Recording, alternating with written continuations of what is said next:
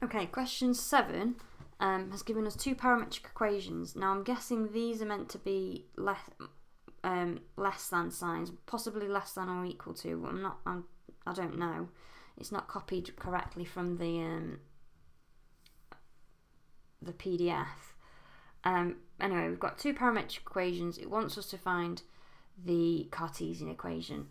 So if we've got x equals 1 plus 4t over 1 minus t, and we've got y is equal to 2 plus bt over 1 minus t, we are going to need to make t the subject and then sub that into the other equation. I'm going to make t the subject of this one,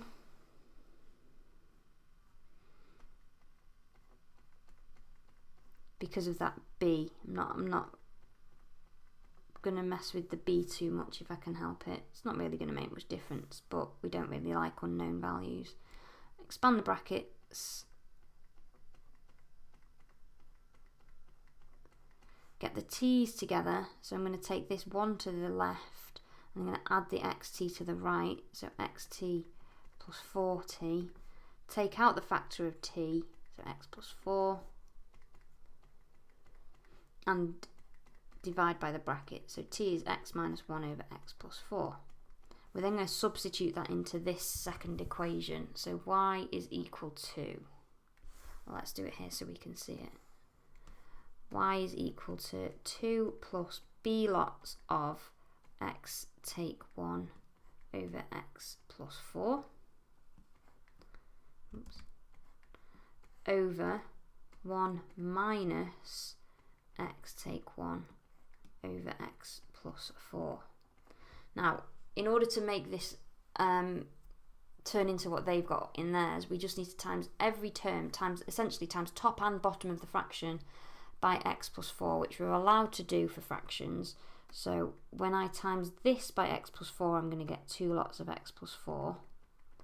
When I times this by x plus 4, it's just going to cancel, so we're going to get b lots of x take 1. And then the same for the bottom. Times x minus x plus 4 by 1, I'm going to get x plus 4. Minus all of x take 1. I'm going to need to turn that into a plus 1 when I get rid of the brackets. Expand the brackets. 2x plus 8 plus bx take b over x plus 4 take x plus 1. X is going to cancel from the bottom, so I'm going to have 2x plus bx plus 8 take b over 5.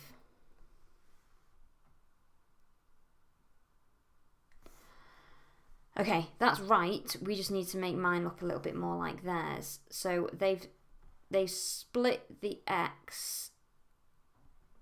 They've taken the x out as a factor and put that bit over 5, and then they've put this second bit over 5. So that is the same. Yeah, they've got 8 take b on the top there. Okay, so that's what we're after for part A.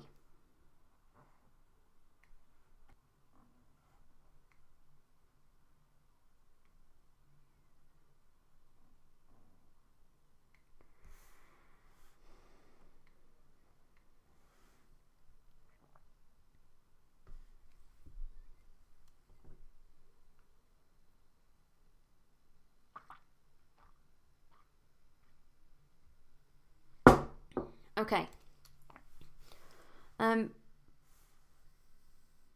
This is actually a straight line graph. We've got a coefficient of x. We've got y equals mx plus c. It says, given that c is a line segment and that the gradient is -1, that means that 2 plus b over 5 is equal to -1. And if we solve that, we can work out what b is and turn this into a nice normal equation. So times by 5. 2 plus b is equal to minus 5. So b is equal to negative 7. So actually C is the straight line graph y equals negative x. We know it's negative gradient of 1. And 2 take 7 over 5 is going to give us negative 1. Plus, or possibly minus, no, it's going to be a plus. 8 take away negative 7, so that's 8 plus 7, which is 15, divided by 5, so that's a 3. So we've got the straight line graph, y equals minus x plus 3. It says, show that the length of the line segment is a root 2. The length is going to come from the set of values of t that these parametric equations are valid for. In order to find the length of the line segment, we're going to need to know the two coordinates at which t is minus 1 and t is 0.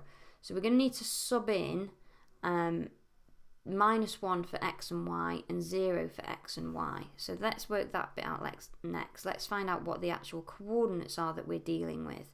So when t is equal to 0, x will be equal to 1 plus 0 over 1 minus 0, so that's just 1.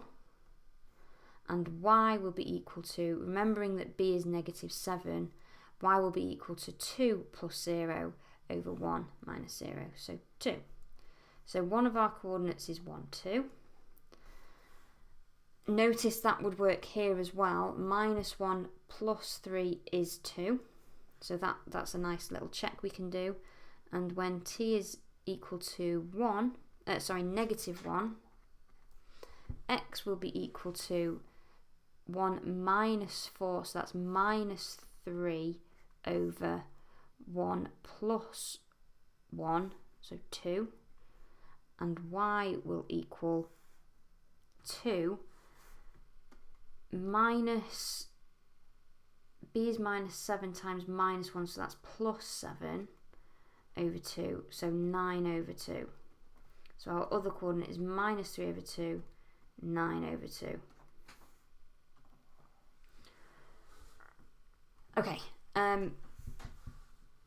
so now we're just finding the length of the line joining these 2 points, which is going to be done by doing your x1 minus x2 squared plus, it's Pythagoras, y1 minus y2 squared, all square rooted. So that's the equation we're using, and we just need to sub the numbers in. So we've got, let's use this as x1, y1, so 1 minus minus 3 over 2 squared plus 2 minus 9 over 2 squared is going to be 25 over 4 plus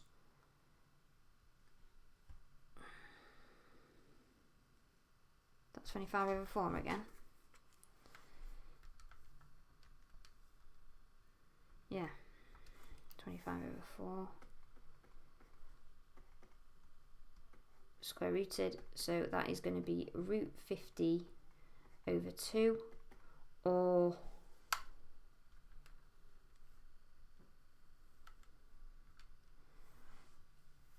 5 root 2 over 2.